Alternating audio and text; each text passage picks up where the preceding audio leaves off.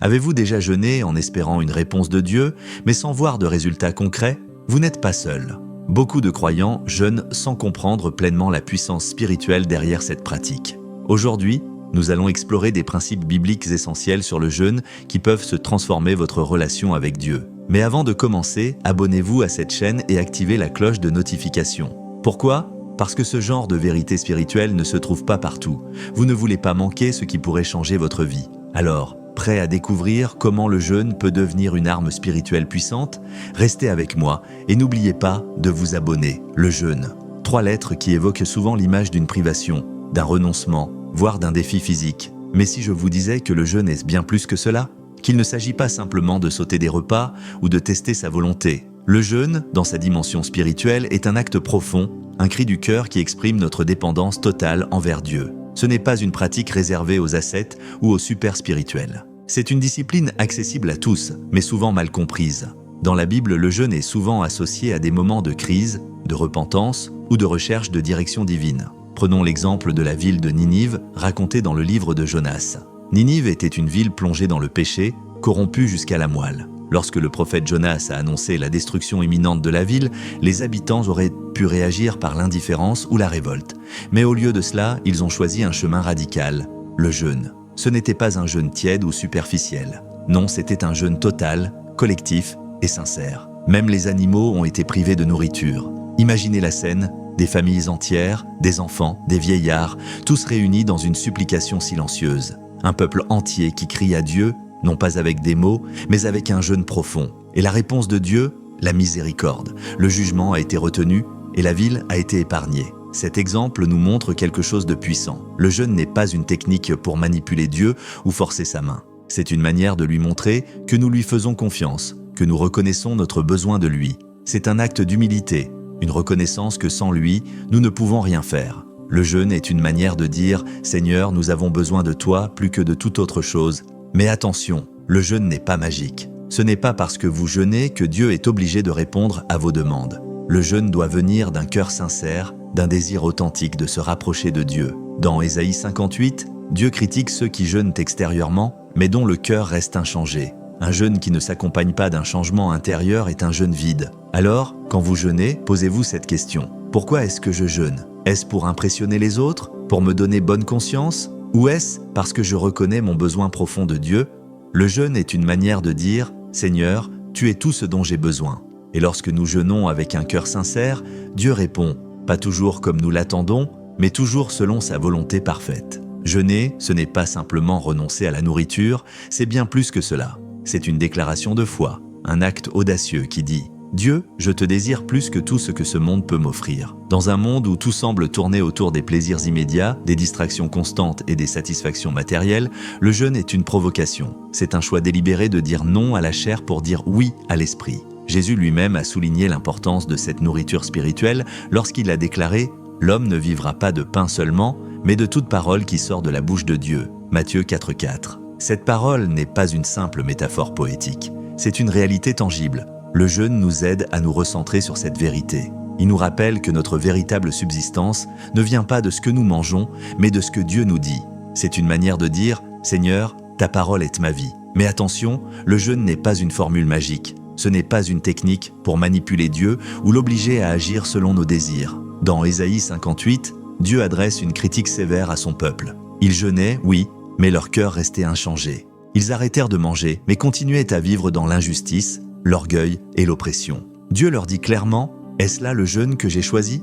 Ésaïe 58, 5. Le message est clair, un jeûne qui ne transforme pas le cœur est un jeûne vide.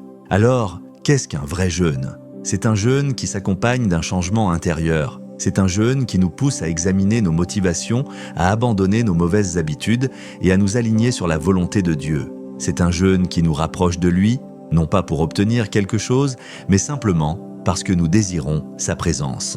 Prenons un exemple concret. Imaginez une personne qui jeûne alors qu'elle traverse une période de crise financière. Elle pourrait être tentée de se concentrer sur ses besoins matériels, mais au lieu de cela, elle choisit de jeûner et de prier. Ce n'est pas un acte de désespoir, mais une déclaration de foi. Elle dit à Dieu « Je te fais confiance pour me soutenir, même dans cette situation difficile ». Et c'est là que le jeûne devient puissant. Ce n'est pas une tentative de forcer Dieu à agir, mais une manière de lui montrer que nous lui faisons confiance, quoi qu'il arrive. Le jeûne est aussi une arme contre les distractions spirituelles. Dans un monde où nos esprits sont constamment bombardés d'informations, de notifications et de sollicitations, le jeûne nous offre une pause. C'est un moment pour éteindre le bruit et écouter la voix de Dieu. C'est un temps pour se recentrer sur ce qui est essentiel. Mais pour que cela fonctionne, il faut que notre jeûne soit authentique. Ce n'est pas une performance, ni une démonstration publique. Jésus a averti, quand vous jeûnez, ne prenez pas un air triste comme les hypocrites. Matthieu 6,16. Le jeûne est une affaire entre vous et Dieu. C'est un moment d'intimité, de vulnérabilité, où vous lui dites « Seigneur, je veux t'entendre, je veux te connaître davantage ». Alors, la prochaine fois que vous jeûnez, posez-vous cette question. Est-ce que mon jeûne est une déclaration de foi ? Est-ce que je cherche vraiment à m'aligner sur la volonté de Dieu ou est-ce que je suis simplement en train de suivre une routine religieuse ? Le jeûne n'est pas une fin en soi. C'est un moyen de vous rapprocher de Dieu, de lui montrer que vous lui faites confiance et de lui permettre de transformer votre cœur. Le jeûne n'est pas seulement une pratique spirituelle parmi d'autres, c'est une arme. Une arme puissante, souvent sous-estimée, mais capable de briser des chaînes, d'ouvrir des portes et de provoquer des percées divines. Dans la Bible, le jeûne est souvent associé à des moments de transformation spirituelle, où des hommes et des femmes ont vu leur destinée changer grâce à cette discipline. Prenons l'exemple de Moïse. Imaginez la scène. Moïse, cet homme choisi par Dieu pour libérer son peuple, monte sur le mont Sinaï. Il va recevoir quelque chose qui changera l'histoire de l'humanité, les commandements de Dieu. Mais avant que Dieu ne lui parle, avant que sa main ne grave la loi sur les tables de pierre, Moïse jeûne pendant 40 jours et 40 nuits. Pourquoi ? Parce que la révélation divine ne se capte pas avec un cœur distrait ou encombré. Moïse ne s'est pas contenté de se priver de nourriture. Il s'est immergé dans la présence de Dieu. Son jeûne était une préparation spirituelle, un alignement avec la fréquence céleste. Et c'est ainsi qu'il a reçu l'une des révélations les plus puissantes de l'histoire. Ensuite, il y a Daniel. Dans un monde saturé d'informations mais pauvre en révélations, Daniel a compris que la vraie sagesse ne vient pas des hommes, mais de Dieu. Face à un mystère qu'il ne comprenait pas, Daniel n'a pas cherché des réponses auprès des experts de son époque. Il a jeûné et prié, et les cieux se sont ouverts. L'ange Gabriel lui est apparu, lui apportant une révélation puissante sur l'avenir d'Israël et des nations. Le jeûne de Daniel n'a pas rendu Daniel plus intelligent aux yeux des hommes, mais il l'a rendu plus connecté au dessein de Dieu. Parlons aussi d'Esther. Son peuple était sous la menace d'un génocide. Un décret royal avait été signé et les Juifs allaient être exterminés. Esther aurait pu tenter une approche politique, chercher un stratagème humain, mais elle a choisi une autre arme, le jeûne. Elle a demandé à son peuple de jeûner avec elle pendant 3 jours. Et après ce jeûne intense, elle est entrée dans la salle du roi avec une audace surnaturelle. Le résultat, le décret de mort a été renversé. Le jeûne a changé le cours de l'histoire. Enfin, il y a Jésus. Avant de commencer son ministère, avant de guérir un seul malade ou de prêcher un seul message, Jésus a jeûné pendant 40 jours dans le désert. Pourquoi ? Parce qu'il savait que le combat qu'il allait affronter ne se gagnerait pas avec des mots ou des stratégies humaines, mais avec une autorité spirituelle forgée dans le jeûne et la prière. Et après ces 40 jours, il est sorti du désert revêtu de la puissance du Saint-Esprit, prêt à accomplir sa mission.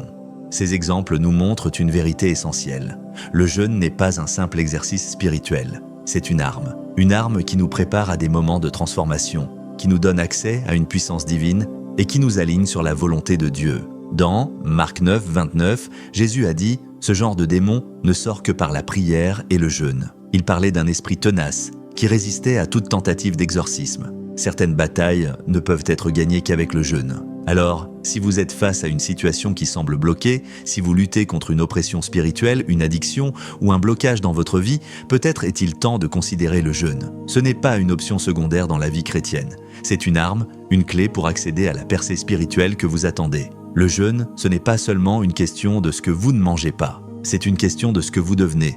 Un vrai jeûne ne se limite pas à la privation alimentaire. Il doit transformer votre cœur, votre âme et votre comportement. C'est un processus qui vous pousse à la compassion, au pardon et à une plus grande ressemblance avec Christ. Si votre jeûne ne change que votre estomac, alors vous êtes passé à côté de l'essentiel. Imaginez un homme qui décide de jeûner pendant 3 jours. Il ne mange rien, ne boit que de l'eau et prie avec intensité. Mais pendant ces 3 jours, il continue de se disputer avec ses proches, de mépriser ceux qui ne pensent pas comme lui et de garder de la rancune contre un collègue qui l'a offensé. À la fin de son jeûne, il se félicite d'avoir accompli un acte spirituel. Mais a-t-il vraiment jeûné aux yeux de Dieu ? Dans Ésaïe 58, Dieu réprimande son peuple parce qu'ils jeûnaient extérieurement, mais leur cœur restait inchangé.